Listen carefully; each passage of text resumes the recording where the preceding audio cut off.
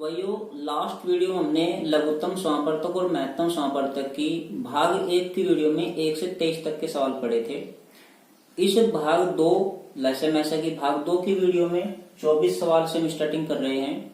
और देखिए 24 सवाल क्या है, दो संख्याओं के महत्तम समापवर्तक और लघुत्तम समापवर्तक क्रमशः 8 और 48 हैं। यदि एक संख्या 24 हो तो दूसरी संख्या बताओ। देखिए भैया, जब आपको दो संख्या, कोई भी दो संख्या और उनके लैसे और मैसे यानी चार चीज का जिक्र किया जाए, एक संख्या, दूसरी संख्या, उनका लैसे और उनका मैसे, और चार चीज में से कोई तीन आपको दी जाए और एक आपसे पूछी जाए, तो एक सूत्र लगा दीजिए कि भैया एक संख्या गुना दूसरी संख्या बराबर उन संख्याओं का मैसे और उन्हीं संख्याओं का लैसे। तो एक संख्या गुणा दूसरी संख्या बराबर उनका मैसे और गुणा उनका लैसे।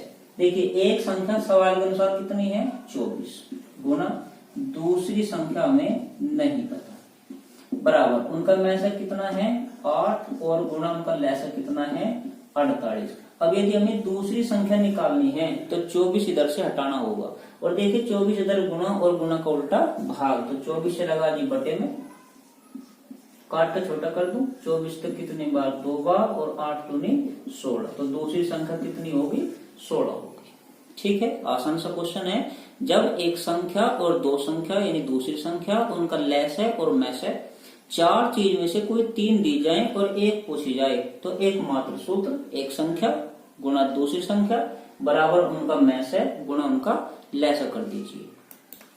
सवाल नंबर 25 उसी प्रकार क्वेश्चन जो तो दो संख्याओं के मैसे और लैसे क्रम से 11 और 7700 हैं। यदि एक संख्या 275 हो तो बताइए भैया दूसरी संख्या क्या होगी। तो सेम आपके लिए सवाल है, मैं ऑप्शन आपके लिए लिख दूं, ए है, बी है, सी है या फिर डी है। चारों ऑप्शन आपके सामने लिखे हुए हैं, आप इस क्वेश्चन को हल कीजिए सेम 24 सवाल की तरह। बात करते हैं 26 सवाल की। 26 सवाल भी उसी सूत्र पर आधारित। और देखिए क्या है 26 सवाल, भाई 12 के दो गुणजों का लघुत्तम समापवर्तक 1056 है। यदि इनमें से एक संख्या 132 हो तो दूसरी संख्या बताओ।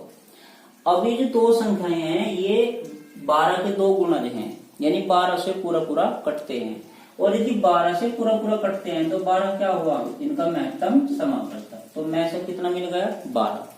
लघुत्तम उसने दिया है 1056 और एक संख्या 132, दूसरी संख्या यदि पूछी हो तो सेम वही सूत्र कि एक संख्या कितना 132 गुणा दूसरी संख्या ज्ञात नहीं है बराबर उनका मैसे 12 और गुणा उनका लैसे 1056।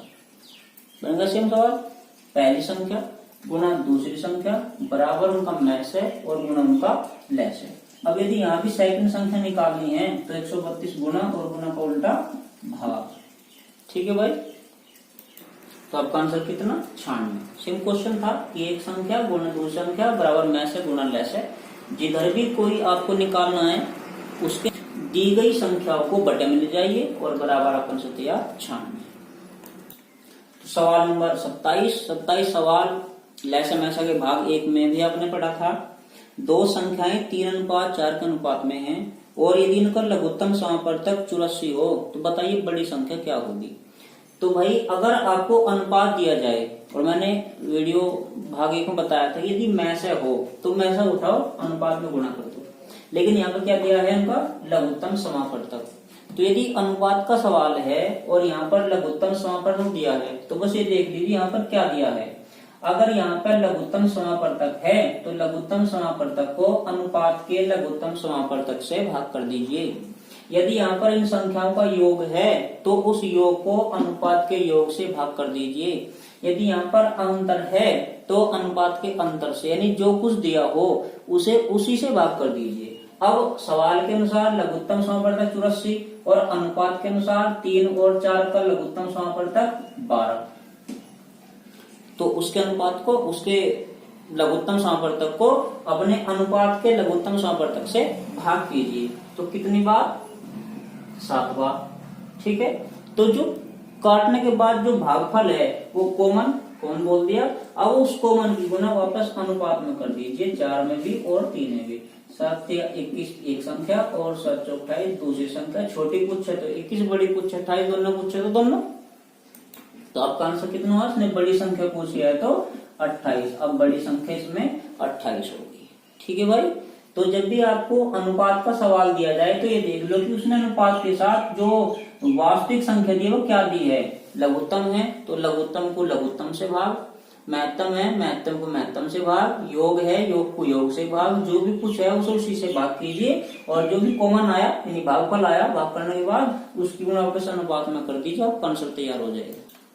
तो सवाल नंबर 28 है कि भाई 29 से बड़ी दो संख्याओं का महत्तम समापवर्तक 29 और उनका लघुत्तम समापवर्तक 4147 है, तो इन दोनों संख्याओं का योग कितना होगा। अभी सवाल नंबर 24 में हमने एक सूत्र पढ़ा था कि भाई अगर आपको दो संख्याओं और उनके लैसे मैसे का जिक्र दिया हो या उनमें से कोई 3 दिए हो तो एक ज्ञात करने के लिए सूत्र लगा सकते थे, एक संख्या गुणा दूसरी संख्या बराबर उनका मैसे और गुणा उनका लैसे। लेकिन इस सवाल में दिया है कि वे 29 से बड़ी हैं। अब 29 तक तो बड़ी हैं, लेकिन बड़ी कितनी है वो हमें ज्ञात नहीं है, यानी 29 का अभी तक इस सवाल में कोई विशेष महत्व नहीं है। उसके बाद मैसे 29 है और लघुत्तम समापवर्तक 4147 है, केवल मैसे और केवल लैसे दिया और संख्याओं का योग पूछा तो पहले संख्या निकालनी होगी। तो जब केवल मैसे केवल लैसे दिया तो हम वे दोनों संख्या अलग अलग निकालने के लिए उस सूत्र का प्रयोग नहीं कर सकते कि भाई एक संख्या गुणा दूसरी संख्या बराबर लैसे गुणा मैसे, उसका प्रयोग हम नहीं कर सकते। तो फिर कैसे करेंगे देखिए। सबसे पहली बात इसे नोट कर लीजिए, यहाँ पर कोई एक हिंट है काम आएगा सवाल में। 29 से बड़ी यानी जो दो संख्या हैं वो 29 या 29 से छोटी नहीं होनी चाहिए, चाहे वे 29 से शुरू हो लेकिन 29 से बड़ी होनी चाहिए। दूसरी बात उनका मैसे 29 दिया और उनका लैसे लघुत्तम समापवर्तक 4147 दिया। तो जब संख्याओं का जिक्र न हो, केवल लैसे और मैसे दिया हो, फिर भी हमें संख्या ज्ञात करनी हो तो हमेशा लैसे को मैसे से भाग कर दीजिए।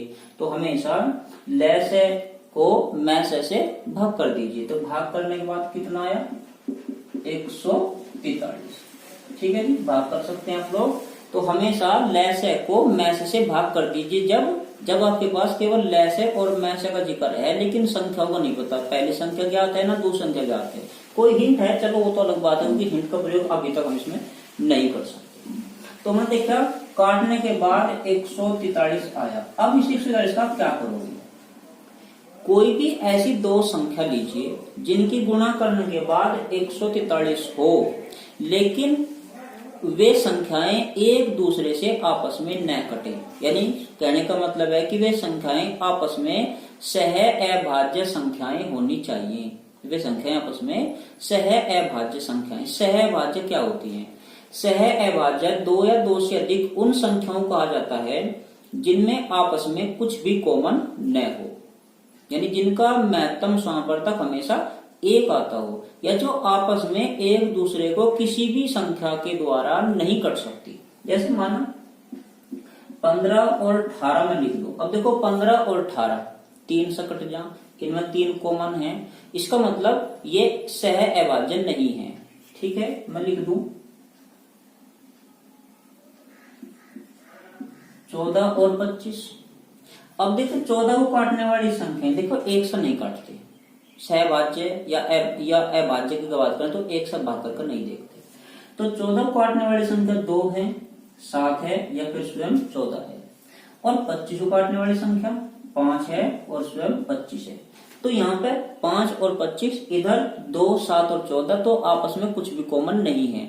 जिन संख्याओं में कुछ भी कॉमन न हो वही संख्याएं सह अभाज्य संख्याएं कहलाती हैं। यदि इनका मैसा निकाला जाएगा तो हमेशा एक होगा। क्लियर है बात?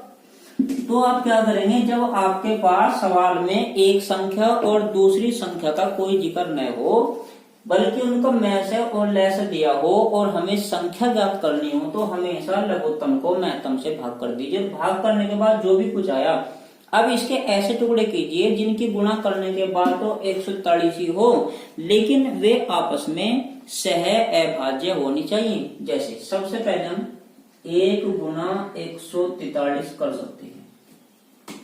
ठीक है, तो दूसरे इसके टुकड़े बन जाएंगे 11 गुना 13। अब 11 गुना 13 लिख लो, 13 गुना 11 एक ही बात है, उसमें नहीं फर्क पड़ता आप कैसा आगे पीछा कर रहे। तो एक जोड़ा 1 गुना 44, दूसरा 11 गुना 13। अब जब ये आपस में एक दूसरे से नहीं कटती तो इन्हें अनुपात भी कहा जा सकता है, जैसे 1 अनुपात 142, क्योंकि 142, क्योंकि जो अनुपात होता है वो आपस में एक दूसरे से नहीं कट सकता। तो इसलिए अगर ये आपस में सहभाज्य हैं, इनका मैसा एक है, या आपस में नहीं कटते, उन्हें अनुपात भी कहा जा सकता है। जैसे इधर भी 11 अनुपात 13। ठीक है भाई, आप इन्हें बदल कर लिख सकते हैं, वो एक ही बात है। अब जब अनुपात की बात आई तो अनुपात का नियम तो अभी हमने पहली वीडियो में पढ़ा है, उसमें भी सवाल पढ़ा है। अनुपात तो कह रहा कि भाई चाहे तो आप लघुत्तम समावर्तक को अपने लघुत्तम से भाग और वापसी अनुपात में गुणा कर दीजिए, या उसके में से 29 को अपने में से एक, देखो में से एक हो गया, सहभाज्य है, 1 से भाग और वापस गुणा कर दीजिए। अब यदि उसका में से 29 है और हमारा में से देखो 1 है दोनों जगह, तो 1 से भाग करो तो 29 को तो कॉमन रहा, तो 29 की गुणा इधर कर लो और 29 की गुणा इधर, यानी अनुपात बनाने के बाद जो भी आपको में से दिया, में से को उठाओ और 2 या 3 जितने भी अनुपात बनाए सब में गुणा कर दीजिए। तो 29 की गुणा इधर भी और भाई 29 की गुणा इधर, कोई दिक्कत तो नहीं। अब गुणा करने के बाद इधर 319, इधर 377, यहाँ पे 29 और यहाँ भी आधी आधी कुछ तो आएगी, मगर देखिए अब ये वाली जो आप गुणा कर लीजिएगा इसकी, ये भी आपका आंसर सही है, ये भी आपका आंसर सही है, मगर सवाल में एक हिंट है। हिंट क्या है कि वे संख्याएं 29 से बड़ी हैं। जब ये संख्याएं 29 से बड़ी है, यानी वो संख्या 29 भी नहीं हो सकती, तो ये तो संख्या 29 आई, इसका मतलब ये भाग सही होते हुए भी गलत है, इसलिए मैंने यहाँ पर गुणा। तो बेकार, जब आपने देख लिया कि 29 से बड़ी होनी चाहिए, यहाँ पर 29 आया तो छोड़ दीजिए, खत्म, बेकार क्यों गुणा करो उसकी। लेकिन यहाँ पे देखिए दोनों जो संख्याएं हैं वो 29 से बड़ी हैं, और जब 29 से बड़ी हैं तो आपका ऑप्शन कौन सा होगा? एक संख्या 319 है और दूसरी संख्या 377 है, और आपसे पूछा गया है कि उनका योग, तो उनका योग, अंतर, गुणा जो भी पूछा जाए अपना आंसर बता चाहिए, कोई दिक्कत तो नहीं भाई। यानी जब आपके सवाल में लैसे और मैसे के अतिरिक्त एक या दूसरी संख्या न दी हो, फिर भी आपको संख्या ज्ञात करनी हो, तो हमेशा लघुत्तम समापवर्तक को महत्तम समापवर्तक से भाग कर लीजिए, और भाग करने के बाद जो भी कुछ कॉमन है, यानी जो भी कुछ भागफल आया उसके ऐसे टुकड़े कीजिए जिनकी गुणा करने के बाद तो वही संख्या हो, मूल संख्या हो, लेकिन वे आपस में एक दूसरे से न कटे, यानी आपस में सह अभाज्य संख्याएं होनी चाहिए। ठीक है जी। और जब वे जो भी टुकड़े होंगे बस वो अनुपात मान लो, अनुपात है, और अनुपात में क्या करेंगे, जो भी आपके सवाल में से दिया इधर भी गुणा इधर भी गुणा, उत्तर 2 आए, लेकिन ऐसी कोई ना कोई एक शर्त होगी, क्योंकि 2 ऑप्शन नहीं हो सकते, ऐसी कोई ना कोई एक शर्त होगी जो इनमें से एक को गलत साबित कर देगी और दूसरा आपका आंसर होगा। देखो इसी प्रकार का एक क्वेश्चन और मैं लिख रहा हूँ बोर्ड पर, सवाल नंबर 30। अभी मैंने 29 सवाल रोक लिया 1 मिनट के लिए, क्योंकि 28 जैसा ही सवाल नंबर आपका 30 है। 3 अंकों वाली 2 संख्याओं का महत्तम समापवर्तक 17 और उनका लघुत्तम समापवर्तक 714 है, तो बताइए इन संख्याओं का योग क्या होगा।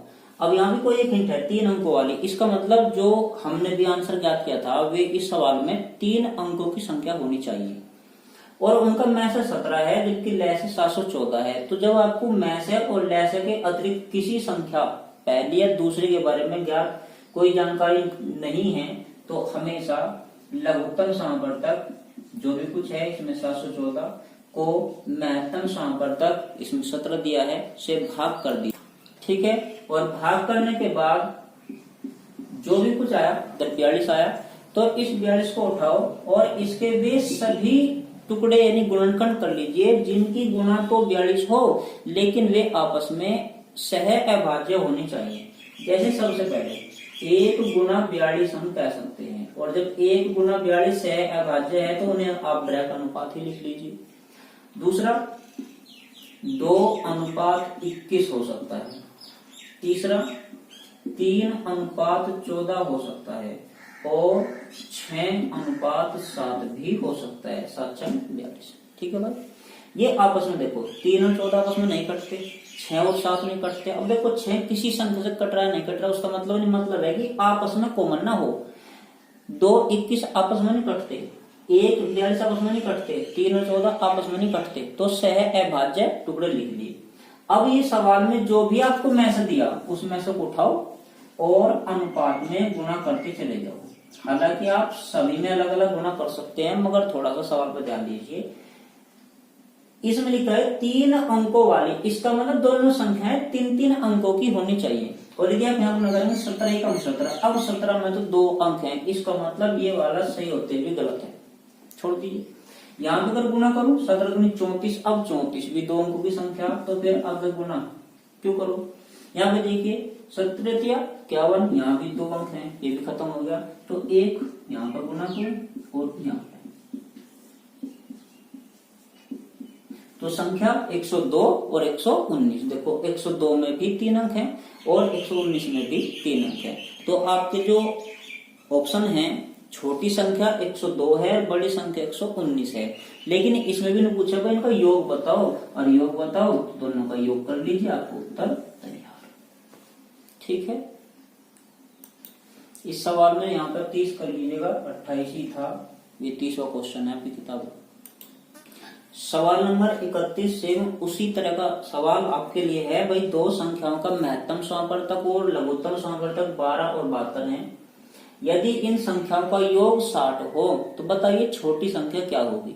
अब छोटी संख्या निकालने के लिए सवाल नंबर 28 और 30 को दोबारा से आप रिवीजन कीजिए और फिर इस सवाल को निकालिए और बताइए ABCD में से कौन सा आपका आंसर होगा। तो एक बीच में सवाल हमने अभी छोटा था 29वां, बात करते हैं 29 क्वेश्चन की, क्योंकि तीनों सवाल एक जैसे थे, एक साथ हमने कर लिए। तो सवाल नंबर 29 है, 2 संख्या को योग 36 है। यदि इनका में से 3 और लघुत्तम समापवर्तक लय से 105 हो तो बताइए इन संख्याओं के व्युत्क्रम का योग क्या होगा। व्युत्क्रम नहीं, उल्टा। अगर इन दोनों संख्याओं को विपरीत, जैसे 5 को 1/5, 1/10 को 10/1 यानी 10, ऐसे विपरीत करके जोड़ दे जाए तो बताइए इनके व्युत्क्रम का योग क्या होगा। अब यदि आपको 2 संख्याओं का योग, उनका लय और में से दिया जाए और व्युत्क्रम का योग पूछा जाए, तो उसके लिए आप एक सूत्र के माध्यम से भी कर सकते हैं और AB मानकर भी हल कर सकते हैं। देखिए अगर बात सूत्र की करो और आपसे पूछा जाए कि भाई संख्याओं के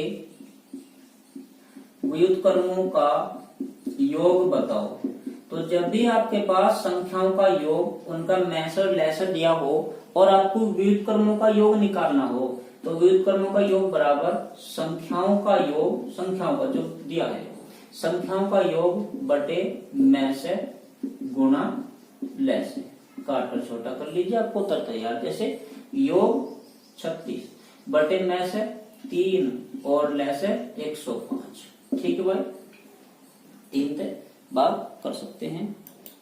लेकिन हो सकता है भाई चलो एग्जाम बैठ का सूत्र नहीं याद आया हो, ये चाह रहे भाई ये तो बड़ा सा होगा, सूत्र न याद रहा तो क्या होगा, तो कोई बात नहीं, आप इसे AB से भी कर सकते हैं। जैसे देखिए अगर मैं लाइन ऊपर लिख रहा है जैसे, अब यदि AB से करें भाई 2 संख्याएं, मैंने 2 संख्याएं A और B मान ली, माना एक संख्या A दूसरी संख्या B। अब यदि पहली संख्या दूसरी संख्या भले ही AB हो लेकिन दोनों संख्या तो है। अब 2 संख्या यानी दोनों संख्या मेरे पास हैं और उनका मैसे और लेसे भी मेरे पास है, तो अब ये सूत्र याद कीजिए कि एक संख्या गुणा 2 संख्या बराबर लेसे गुणा मैसे। तो एक संख्या A गुणा दूसरी संख्या B बराबर उनका मैसे 3 और गुणा लेसे 105। तो A गुणा B बराबर 3 गुणा 105 हुआ। अब A B के व्युत्क्रम का योग पूछा है, तो A का व्युत्क्रम 1/A, B का व्युत्क्रम 1/B, और योग निकालने के लिए A B का लघुत्तम AB, B की गुणा इधर प्लस A की गुणा इधर। अब B प्लस A बोल दो या A प्लस B बोल दो, है तो योग, और किताब खुद कह रही है कि उन 2 संख्याओं का योग 36 है। और देखिए A गुणा B और A गुणा B का मान 3 गुणा 105 है, तो A भी हटाओ 3 गुणा 105 रख दो। देखो सेम उसी बात पर आ गए, आपका आंसर 4/35 होगा। ठीक है, तो सूत्र के द्वारा या AB के द्वारा दोनों प्रकार जैसे आपको उचित लगे कर सकते हैं। तो सवाल नंबर 32 है भाई, दो संख्याओं के महत्तम समापवर्तक और लघुत्तम समापवर्तक जो दिए हैं उनका योग 680 है, और यदि लघुत्तम समापवर्तक महत्तम समापवर्तक का 84 गुना हो और एक संख्या 56 हो, तो बताइए दूसरी संख्या क्या होगी। अब देखिए लैसे और मैसे का भी जिक्र है, लेकिन लैसे मैसे नहीं दिए। एक संख्या दी है 56, दूसरी संख्या पूछी भाई, अगर एक संख्या दूसरी संख्या लैसे और मैसे चार में से कोई तीन चीज ज्ञात हो, तो हम वो सूत्र की बात कर सकते हैं कि एक संख्या गुणा दूसरी संख्या बराबर उनका मैसे गुणा लैसे। मगर यहाँ एक संख्या तो है 56 और यही पता कि लैसे मैसे का योग है 680, मगर जब तक ये 680 में से ये ज्ञात नहीं हुआ कि मैसे कितना और लैसे कितना, तब तक वो सूत्र प्रयोग नहीं कर सकते। तो देखिए क्या लिखा है, लघुत्तम समापवर्तक महत्तम समापवर्तक का 84 गुना हो। अब गुणा को तो अनुपात बना सकते हैं, जैसे लघुत्तम समापवर्तक जो है वो महत्तम समापवर्तक का 84 गुना है, यानी अगर मैं से एक है तो लघुत्तम 84 गुना यानी 84 है। अब एक का 84 गुना तो 84 होगा, जैसे दुगुना एक है तो इधर 2, 3 गुना एक है तो इधर 3, ऐसे 84 गुना तो एक है तो इधर 84। अब यदि लैसे और मैसे का योग 680 हो, अब देखिए अनुपात की बात मैं अभी समझा रहा था आपको कि अनुपात के सवाल में तो आपको एक ही बात ध्यान रखनी की, देखो क्या दिया भाई, योग दिया। उस वाले सवाल में लघुत्तम दिया था तो लघुत्तम को लघुत्तम से भाग कर दिया था, याद आया होगा। सवाल नंबर था अभी निकल रहा था 27 सवाल, लेकिन इसमें तो जो आपके लैसे मैसे थे उनका योग दिया। अगर योग है तो योग को अपने यानी अनुपात के योग से ही भाग कर दीजिए। वो कह रहा है योग 680 है और मैं कहूँ जी भाई 85 है। 17 चौक 68 और 17 पंजे और 5 8 कॉमन कितना आएगा जी 8। अब 8 की गुना इधर भी कर दूं और 8 की गुना इधर भी कर दूं। 8 चौक 32, 3 8 8 64 और 3 672 और 8 कम 8। तो मैं से कितना आया 8 और लघुत्तम कितना आया 672। ठीक है, अब आपके पास मैं से भी है, आपके पास लैसे भी है, आपके पास एक संख्या 56 जो किताब में सवाल में डायरेक्ट दी है। अब बताइए भाई दूसरी संख्या क्या, तो देखिए सूत्र क्या था कि एक संख्या गुना दूसरी संख्या बराबर उनका मैं से और गुना उनका लैसे। एक संख्या 56, दूसरी संख्या हमें नहीं पता, बराबर में से कितना 8 और लैसे कितना 672। ठीक है जी, एक संख्या 56 सेकंड नहीं पता, बराबर 8 गुना 672। अब आपको दूसरी संख्या निकालनी है तो 56 गुना और गुना का उल्टा भाग, तो आप 56 को बटे में ले। देखिए 8 तक कितनी बार 7 बार और 7 9 63 और 7 6 42। तो दूसरी संख्या कितनी होगी 96 होगी। आपका आंसर कितना होगा भाई 96 होगा। ठीक है जी, बताते रहिए भाई सवाल समझ आ रहे या नहीं आ रहे। तो नेक्स्ट है 33 सवाल, दो संख्याओं का लघुत्तम समापवर्तक 120 है, तो बताइए निम्न एबीसीडी कौन सा इन संख्याओं का मैसे नहीं हो सकता। देखिए आपको संख्या तो नहीं दी गई भाई, दो संख्याएं हैं लेकिन कौन सी हैं, बस इतना पता है कि दो संख्याओं का लघुत्तम समापवर्तक 120 है, बताइए उनका महत्तम समापवर्तक कौन सा नहीं हो सकता। तो भाई मेरी छोटी सी बात आप याद रख लीजिए, अपने कॉपी पर लिख लीजिए। आपने कोई दो या दो से अधिक कोई भी संख्या हो सकती है, उनका मैसे भी ज्ञात कर लिया और उनका लघुत्तम समापवर्तक भी ज्ञात कर लिया। तो संख्याओं का लैसे हमेशा उन संख्याओं के मैसे से पूरा पूरा भाग होता है। मैसे से लैसे महत्तम समापवर्तक से लघुत्तम समापवर्तक हमेशा पूरा पूरा भाग होता है। यदि यह भाग नहीं हुआ तो या तो ऐसी कोई संख्या ही नहीं है, ठीक है, या फिर लैसे मैसे गलत हैं, या फिर भाई भाग गुना गलत होगी हमारे से। ध्यान रखियो हमेशा लैसे मैसे से भाग होता है। इसलिए अगर इन संख्याओं का लघुत्तम 120 है तो जो इन ए बी सी डी, ये आपको चारों मैसे की संख्या दी, तो जो इन ये जो संख्या है ए बी सी डी जिससे 120 कट जाएगा वह तो में से हो सकता है, लेकिन जिससे नहीं कटेगा वह नहीं हो सकता। अब 120 8 से कट जाता है तो ये तो हो सकता है, 12 से भी कट जाते हैं, ये भी हो सकता है। आपसे पूछेगा कौन सा नहीं हो सकता, 24 पंजे ये भी कटता है, लेकिन 35 से 120 नहीं कटता। तो भाई इसमें 35 इन संख्याओं का में से नहीं हो सकता, क्योंकि 35 अगर में से है तो में से लघुत्तम को 100% कटेगा, लेकिन इससे 120 तो कटता ही नहीं। इसका मतलब वे दो संख्या जो भी हैं जिनका लघुत्तम 120 है उनका में से 35 नहीं हो सकता, बाकी इन तीनों में से हो सकते हैं। नेक्स्ट सवाल है सवाल नंबर 34। ऐसी संख्याओं के कितने जोड़े होंगे जिनका में से 16 और ले से 136 हो। देखिए उसी तरह सवाल जो भी आपने पढ़ा, भाई ऐसी संख्याओं के जोड़े बताओ, संख्या तो नहीं पता, ऐसी संख्याओं के जोड़े बताओ जिन संख्याओं का में से 16 और ले से 136 हो। मेरी बात याद कीजिए, अभी मैंने बताया कि में से हमेशा ले से को पूरा पूरा भाग करता है। अब ले से इस सवाल में 136 और में से 16, तो क्या 16 से 136 कटता है? नहीं, पूरा पूरा नहीं कटता है। और जब लघुत्तम को महत्तम ने भाग ही नहीं दिया तो ऐसी कोई संख्या हो ही नहीं सकती, और जब संख्या ही नहीं हो सकती तो फिर जोड़े ही कहां से होंगे? तो आपका आंसर एक भी जोड़ा नहीं हो सकता।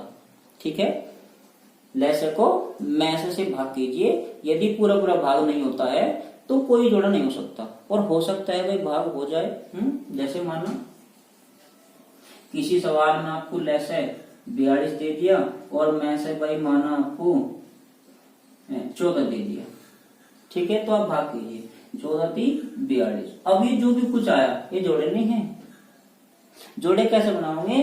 लघुत्तम को महत्तम से भाग करने के बाद सवाल नंबर 28 और 30 और 31 और 32 याद कीजिए। भाग करने के बाद इसके ऐसे जोड़े बनाओ जो आपस में सहभाज्य हों। अब 3 का तो एक ही जोड़ा संभव है, 3 एकम 3। तो अगर लघुत्तम 42 और महत्तम 14 होता तो संख्याओं के जोड़े एक ही संभव होता, 1:3 कर दो या 3:1 कर दो। ठीक है जी। अब देखिए सवाल नंबर 35 तो आपके लिए ये भाई साहब दो संख्याएं दी, 306 तथा 657 का महत्तम समापवर्तक 9 है, बताइए उनका लघुत्तम समापवर्तक क्या होगा। अब एक संख्या दूसरी संख्या और उसका में से दिया और ले से पूछा, तो एक संख्या गुना दूसरी संख्या बराबर उनका में से गुना ले से। स्वयं करके देखिए क्या आपका आंसर है। सवाल नंबर 36, वह न्यूनतम पूर्ण वर्ग संख्या क्या है जो 12, 15 और 25 से पूर्णतः भाग हो जाए। देखिए वह न्यूनतम, न्यूनतम बोल दो, कम से कम बोल दो या छोटी से छोटी बोल दो। तो न्यूनतम, कम से कम या छोटी से छोटी का मतलब होता है लघुत्तम समापवर्तक, क्योंकि लघुत्तम समापवर्तक उस छोटी से छोटी संख्या को कहते हैं जो दी गई संख्याओं से पूरा पूरा भाग हो जाए। तो न्यूनतम, और देखिए अगर अधिकतम हो तो अधिकतम या बड़े से बड़ा मतलब महत्तम समापवर्तक। तो न्यूनतम की बात है तो आप क्या निकाल लोगे? लघुत्तम। और लघुत्तम निकालने के लिए 12, 15 और 25 को लिखिए और अभाज्य संख्या से भाग करना शुरू कर दीजिए। जैसे मानो चलो 3 से काट लो, 3 चौक 12, 3 पंजे 15, 25 कटता नहीं, जुगो तो लिख लो भाई। माना 5 से काट लो, 4 नहीं कटता, 5 एकम 5 और 5 पंजे 25। अब इनकी सबकी यही गुणा कर दीजिए। देखो 5 चौक 20 तो 1 हो गया, और भाई 5 तिया 15। ठीक है, लेकिन देखिए आपको लघुत्तम नहीं निकालना, इसलिए हम इनकी गुणा नहीं करेंगे। अगर लघुत्तम निकालना होता, ये देखिए इसमें न्यूनतम तो है लेकिन साथ साथ पूर्ण वर्ग भी दिया है। यदि पूर्ण वर्ग न हो तो सबकी गुणा कर दो, पूर्ण वर्ग भी न दिया हो, केवल न्यूनतम हो, लघुत्तम की बात हो तो गुणा कर दो, लघुत्तम तैयार। मगर ध्यान साथ साथ पूर्ण वर्ग का भी रखना होगा, और पूर्ण वर्ग का ध्यान रखने के लिए उसी प्रकार लघुत्तम की प्रक्रिया, क्योंकि तू भाई 4 नहीं कटता, ये कट गया 1 बार, ये कट गया 5 बार, आप इसे भी सबकी गुणा करें, लेकिन ऐसा लिख लो 3 गुना 5, 4 को चाहो 2 गुना 2 कह सकते हैं, या 4 भी लिख सकते हैं, मर्जी आपकी, और 5। यदि यहाँ पे गुणा कर दूं तो ये तो केवल लघुत्तम हुआ, यानी न्यूनतम हुआ, मगर पूर्ण वर्ग नहीं। और पूर्ण वर्ग, देखिए वर्ग आप सब जानते होंगे, वर्ग केवल उस संख्या को कहा जाता है जिसके गुणनखंड में जोड़े पूरे पूरे हों, क्योंकि जब हम वर्गमूल निकालते हैं तो 2 में से 1 बार आता है, इसलिए पूर्ण वर्ग जब होगा जब उसका वर्गमूल संभव हो, और वर्गमूल जब संभव होगा जब प्रत्येक के 2-2 जोड़े बने हुए हों। इसलिए देखिए 5 का भी जोड़ा है, 2 बार लिख रहे, 2 का भी जोड़ा है, लेकिन 3 अकेला है, 3 का जोड़ा नहीं है।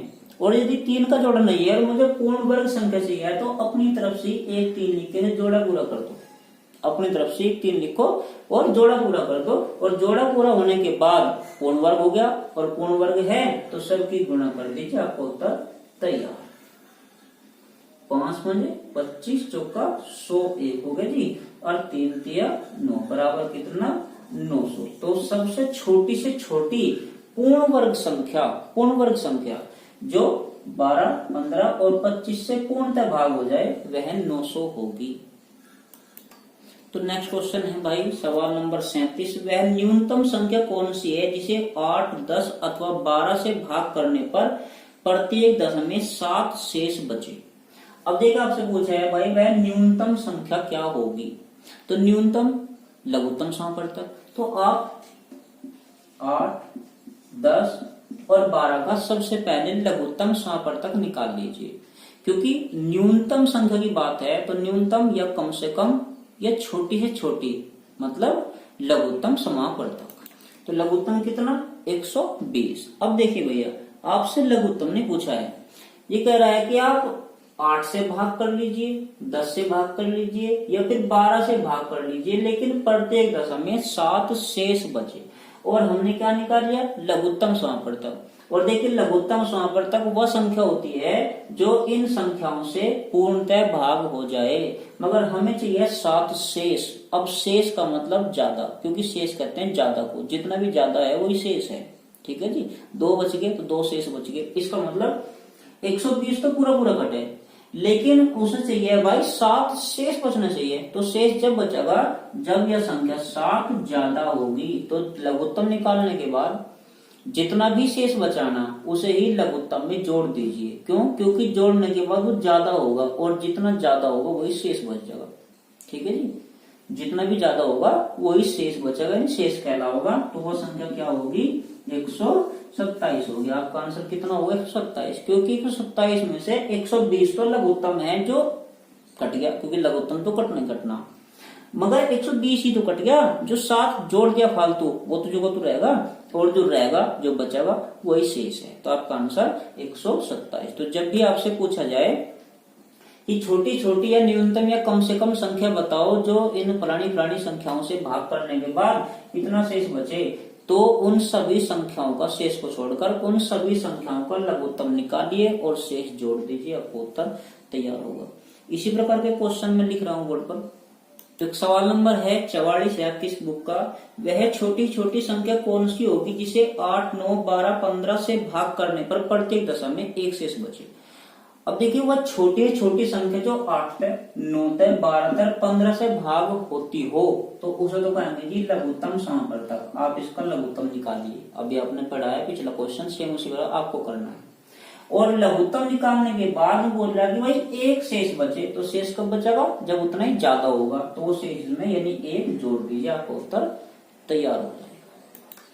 तो सवाल नंबर है आपका 38, वह छोटी छोटी संख्या कौन सी है जिसमें से 11 घटाने पर जो प्राप्त शेषफल है वो 14, 15, 21, 32 और 60 में से प्रत्येक से पूर्णतः भाग हो जाए।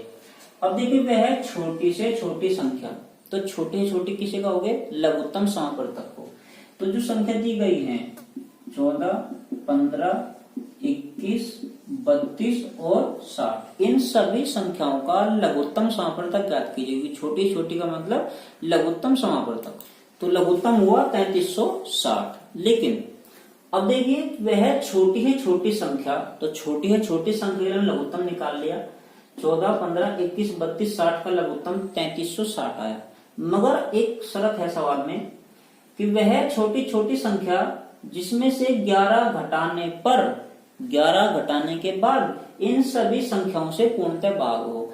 अब देखिए छोटा सा एग्जांपल, माना आप किसी कमरे में बैठे हैं, उस कमरे की जो हाइट है वो 10 फुट है, कमरे की हाइट कितनी है 10 फुट। और यदि मैं आपसे कहूं कि भाई आप एक ऐसे स्टिक लाकर दो, आप एक ऐसे स्टिक लाकर दो जिसमें से 2 फुट काटने के बाद या 2 फुट कम करने के बाद इस कमरे में वह पूर्णतः छत तक मिल जाए या पूरी पूरी इसमें ठीक आए। अब यदि इसमें आपको कोई बिल्कुल एक ऐसे खड़ी कोई स्टिक करनी है तो 10 फुट की चाहिएगी, लेकिन सवाल यह है कि बाहर से ऐसे स्टिक लाओ जिसमें से 2 फुट कम करने के बाद, इसका मतलब आप 2 फुट फालतू लाओ, आप 10 की जगह 12 फुट की लाओ, क्योंकि 12 फुट में से शर्त के अनुसार पहले 2 फुट कम कर दो और कम करने के बाद क्या बचना चाहिए 10। यानी यहाँ पर 11 घटाना हो या 11 जोड़ना हो, वो कार्य करने के बाद उसकी एक्चुअल वैल्यू रहनी चाहिए।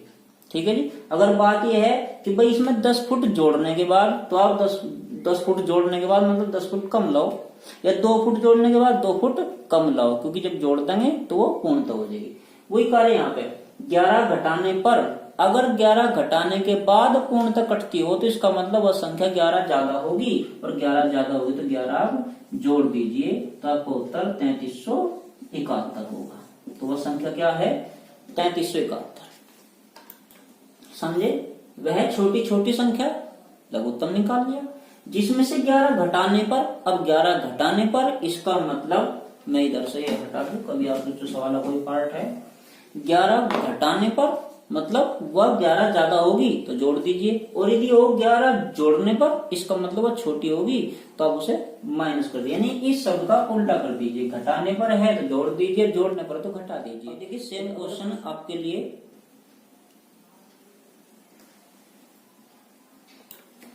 कि भाई वह छोटी छोटी संख्या जिसमें 9 जोड़ने पर प्राप्त संख्या जो है, या जो प्राप्त शेषफल है वो 24, 32, 36 और 54 में से प्रत्येक से पूर्णतः भाग हो जाए।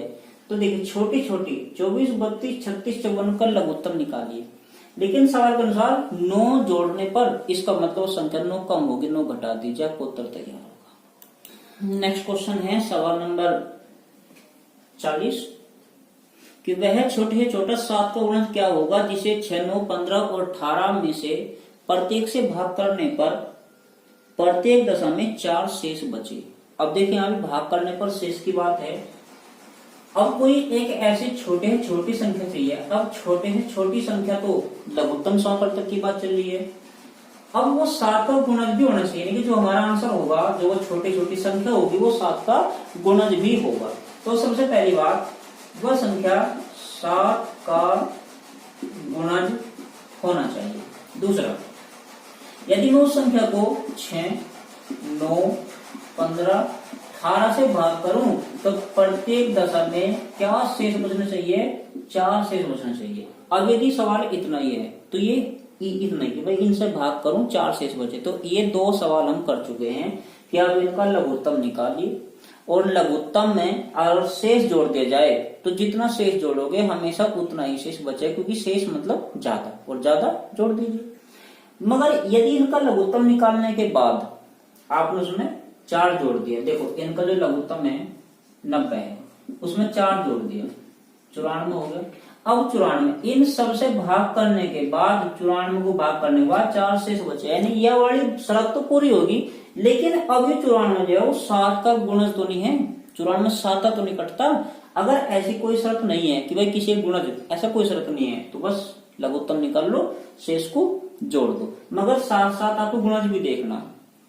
अभी तो सर क्या तरीका है कि भाई आप इसका लघुत्तम निकाल लो, शेष जोड़ दो, 94 हो गया। अब 7 तक भाग कर देख लो, अगर 94 7 तक भाग होता है तो 94 ठीक, वरना गलत। नहीं तो अब ये 90 यानी जो लघुत्तम है उसमें गुना 2 प्लस 4 कुछ आया, उसे 7 तक भाग कर देखो, कट गया तो ठीक, नहीं तो गलत। ऐसी 90 गुना 3 प्लस 4 90 यानी लघुत्तम, लघुत्तम गुना 5 प्लस 4 लघुत्तम गुना 6। अब नु प्रत्येक में गुना कर देखनी पड़ेगी। अब नु कहां तक देखोगे भाई? अब ये तो ये तरीका है कि आप ऐसा गुना कर देख लो, कभी तो कटा गई, या फिर आप इसे ऑप्शन से हल कर सकते हैं, क्योंकि जब आप एग्जाम में किताब में हल करेंगे तो आपको ऑप्शन दिए हुए होंगे, और दिए हुए हैं तो फायदा उठाना चाहिए। तो देखिए भाई ऑप्शन क्या है, 74, 94, 184 या 364। बताइए इनमें 7 का गुणज क्या है, या इन सब से भाग करने के बाद 4 शेष कौन सा दे रहा है। तो यहाँ पर 2 शर्त हैं। एक शर्त इन सब में से मुझे वो संख्या चाहिए जो 7 का गुणज हो। दूसरी शर्त इन चारों से भाग करने के बाद 4 शेष बचना चाहिए। तो शर्त छोटी गुणज वाली, वहां तो 4 तक भाग करके देखना पड़ेगा, अगर केवल 7 ही देखना तो शर्त है 7 तक गुणज होना चाहिए। मगर 74 7 से नहीं कटता, गुणज है ही नहीं, छोड़ दीजिए खत्म। 94 7 से नहीं कटता, 184 नहीं कटता। जब 3 7 से नहीं कटे तो चौथे को तो कटना पड़ेगा भाई, और यदि चौथा भी नहीं कटा फिर ऑप्शन ही कहता होगा, तो कोई सा तो कटेगा। इसका मतलब यदि 3 7 के गुणज नहीं है तो चौथा तो 7 का गुणज 100% होगा। और यदि इधर 7 का एक ही गुणज है और मुझे 7 का गुणज ही चाहिए तो इनकी तो आवश्यकता भी नहीं पड़ी। उत्तर होगा 364। लेकिन हो सकता है इधर 2 कट जाए। अब माना यहाँ 7 के 2 गुणज हैं तो फिर आप इनसे भाग करके देख लो, क्योंकि उनमें 4 शेष तो कोई एक ही है, क्योंकि ऑप्शन तो एक ही होगा, उत्तर तो एक ही होगा भाई। तो इसलिए यदि यहाँ पर 2 या 2 से अधिक 7 गुणज हैं तो इसकी सहायता ले लो, देख लो कौन सा 4 शेष दे रहा। लेकिन जब यहाँ 7 का एक ही गुणज है तो इसकी आवश्यकता भी नहीं, आपका उत्तर 364 होगा। इसी प्रकार के 2 क्वेश्चन देखिए। नेक्स्ट 3 क्वेश्चन 41वां, 42वां और 43वां मैंने कुछ थोड़े शॉर्ट में लिख दिए हैं और तीनों आपके लिए हैं। देखिए किस प्रकार। पहले 41 क्या है, ऐसी छोटी छोटी संख्या जो 5, 6, 8, 9, 12 से भाग करके प्रत्येक दशमलव 1 शेष बचे परंतु 13 से पूर्णतः भाग हो जाए। और यदि 13 से भाग हो जाए तो A B C D में से वही संख्या उठा लो जो 13 से कटती हो। आपको उत्तर तैयार। 42 में 5, 6, 7, 8 से भाग करूं 3 शेष बचता हो, मगर 9 से पूर्णतः भाग, तो बस मैं देख लो ऑप्शन 9 से कौन सी पूरी पूरी कट रही। आपको उत्तर होगा 43। 3, 5, 6, 8, 10, 12 से भाग करूं 2 से बचे पर 13 से भाग हो जा, तो ABCD में देख लो 13 से कौन सी कट है। आपको उत्तर तैयार। तो ये हमने इस वीडियो में 44 के क्वेश्चन पढ़े। नेक्स्ट क्वेश्चन नेक्स्ट भाग में पढ़ेंगे। जय हिंद।